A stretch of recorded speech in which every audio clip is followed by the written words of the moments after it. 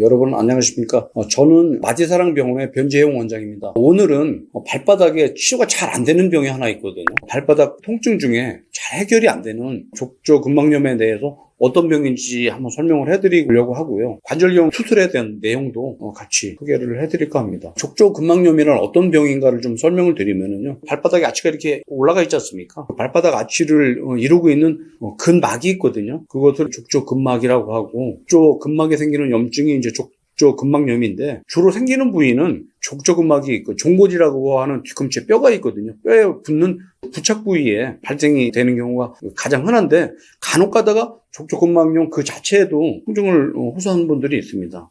족저근막염의 증상은 한번 아파본 분들은 그걸 알아요. 저도 예전에 족저근막염으로 한동안 불편한 적이 있었거든요. 저 또한 족저근막염의 증상을 잘 알고 있는데, 대부분의 통증은 앞서 말씀드렸듯이 뒤꿈치에 국한이 됩니다. 그럼 그 통증은 주로 언제 생기냐? 첫발을 내디딜 때 통증이 아주 심하거든요. 그러니까 아침에 자고 일어나서 첫발을 내디딜 때, 오랫동안 앉아서 일을 하다가 내디딜 때, 또는 과격하게 활동을 하고 나서 갑자기 내디딜 때나 아니면 저녁 때 통증을 야기를 하게 되는데, 저도 이제 겪어봐서 잘 알지만 족저근막염의 통증의 양상은 아주 불편하고 힘든 통증인데, 그 통증이 아주 날카로운 통증이거든요. 뭘로 찌르는 통증이라고 해야 될까요? 한번 경험을 한 분들은 다시 경험을 하기가 진짜 싫고 짜증이 날 정도로 그럼 아주 안 좋은 증상을 유발하는 병이 족저근막염이 되겠습니다. 진단을 내리는 건 사실 그렇게 어렵진 않거든요. 하지만 엑스레이상에 보일 정도가 되는 경우에는 꽤 진행이 되는 경우고요. 지금 보시는 것은 이제 꽤 만성적인 족저근막염 환자분의 엑스레이가 되는데, 족저근막염이 오래되면 날카롭게 족저근막 부착하는 부위에 뼈가 자라게 되는데, 뼈가 자란다는 것은 병이 오래됐다는 것을 의미를 하는데, 오래되면 잘 안 낫는다는 뜻도 되거든요. 그렇기 때문에 뼈가 자랐다면 만성적이고 치료가 잘 안 된다는 그런 뜻으로 이제 이해를 하시면 될 것 같습니다. 사실 족저근막을 치료할 때 초기부터 MRI를 찍을 필요는 없는데, 흔하게 하는 것은 이제 초음파 검사를 하면은 붓고 반대편에 비해서 근막의 두께가 두꺼운 것을 볼 수가 있으면서 진단을 하고 치료에 도움을 받게 되는데,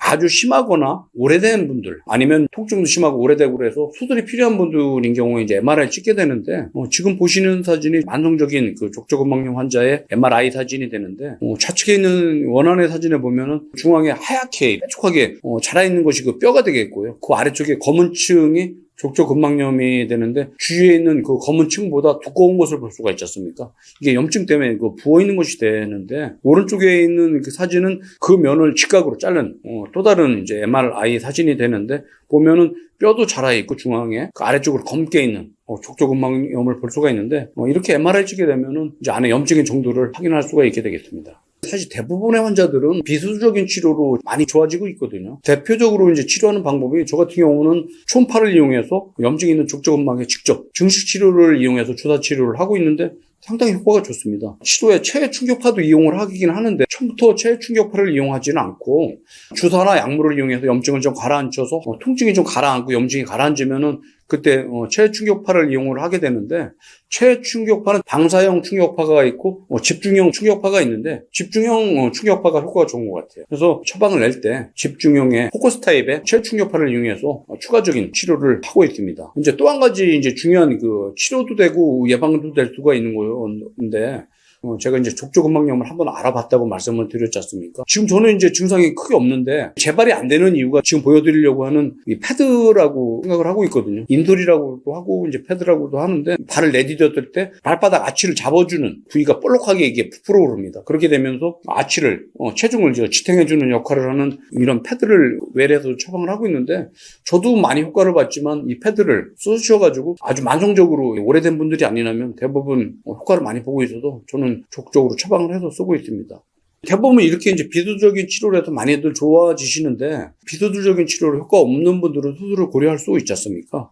수술 치료를 고려하는 그 조건들이 몇 가지가 있습니다. 일단은 주사나 약물의 효과가 없어야 되겠죠. 치료가 안 되는데 증상의 그 기간이 한 6개월 이상 오래된 분들, 그리고 그 통증의 정도가 너무 심해서 일상생활이 불편하고 힘들 때, 이럴 때 수술을 고려해야 되는데, 아마 이 동영상을 보시는 분들 중에서도 나는 족저근막염으로 이제 치료를 병원에서 오랫동안 했는데 그 의사분은 수술을 잘 권하지 않던데요 할 수도 있는데, 맞습니다. 족저근막염에 대한 수술적인 치료가 절개를 이용한 수술을 한다면은 수술도 조금 좀 힘들 수도 있지만 아무래도 발바닥에 칼을 대니까 후유증이 남을 수가 있고 염증도 생길 수가 있기 때문에 정형외과 의사분들이 사실 족저근막염에 대한 수술은 이렇게 선호하지 않거든요. 그런 이유 때문에 아마 많은 병원에서 의사분들이 수술을 권하지 않는다고 이해를 하시면 될 것 같고요. 저 같은 경우에는 한 10년 전 이상부터 관절경을 이용해서 족저근막염을 수술하려는 시도를 계속 해오고 있었고요. 한쪽에서는 카메라가 들어가게 되겠고요. 또 다른 면에서는 수술하는 이제 기구가 들어가서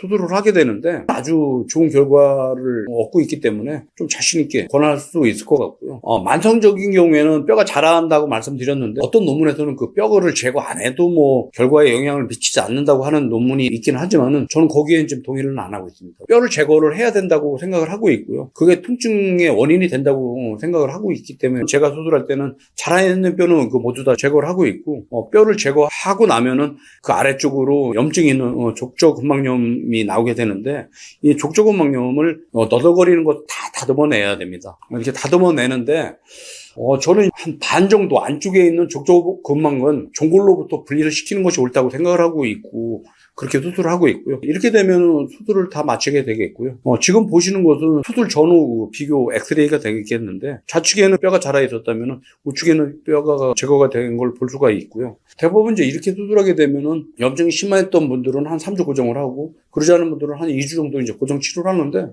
수술한 분들이 다 만족스러워 하세요. 저 또한 내가 이제 족저근막에 대한 수술법도 이제 어느 정도 마스터가 됐구나 하는 그런 기쁜 마음이나 자부심도 생기고 있어서 오늘은 족저근막염에 대한 저희 병원에 시행하고 있는 내시경 수술법을 소개시켜 드렸습니다. 감사합니다.